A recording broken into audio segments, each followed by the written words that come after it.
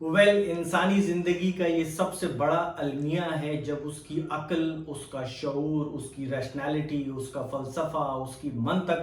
گو کہ اس کی زندگی کا ہر پہلو جب مکمل طور پر ناکام ہو جاتا ہے، جب دلائل کی دنیا میں اس کے پاس کہنے کو کچھ نہیں رہتا، تو وہ کچھ اس قسم کی زبان استعمال کرتا ہے۔ میتھولوجی میں جو آدم کے بیٹے اور بیٹیاں تھے ان کی آپس میں شادی ہوئی تو یہ لوگ اصل میں بہن چودوں کی اولاد ہے نا۔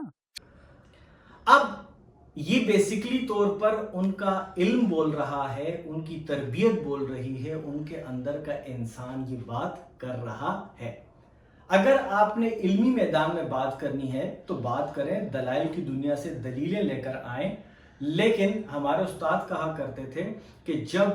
کسی کے پاس، کسی کے ذہن میں سمجھانے کی صلاحیت ختم ہو جاتی ہے، اس کی دلیلیں ہمت ہار جاتی ہیں، اس کا علم شکست خوردہ ہو جاتا ہے، تو پھر وہ اپنے اصل لب و لہجے میں بات کرتا ہے۔ یعنی یا تو وہ پھر اپنا ہاتھ چلائے گا یا وہ الفاظ وہ استعمال کرے گا جو اس کی اپنی تربیت کو ظاہر کرتے ہیں، اور کچھ ایسا ہی ان صاحب کے ساتھ ہوا ہے۔ جہاں تک رہی بات قرآن کی، تو قرآن رب العالمین کا ایک ایسا کلام ہے جس کو اپنی تشریح کے لیے، اپنی تفسیر کے لیے اور اپنے علم کو بیان کرنے کے لیے کبھی بھی کسی دوسرے کے علم کی ضرورت نہیں رہتی ہے۔ یہ قرآن کریم کا بہت بڑا اٹ سیلف معجزہ ہے کہ آپ اس سے کوئی بھی سوال کریں، وہ اس سوال کا اسی صورت میں آپ کو خود جواب دیتا ہے، اور یہ اس بات کی سب سے بڑی دلیل ہے کہ یہ رب العالمین کا کلام ہے۔ یہ صاحب جو بات کر رہے تھے انسانی تخلیق کے حوالے سے، تو قرآن اس کو سورہ نجم کے اندر بالکل من و ان ڈکٹو آنسر کرتا ہے۔ قرآن سورہ نجم کے اندر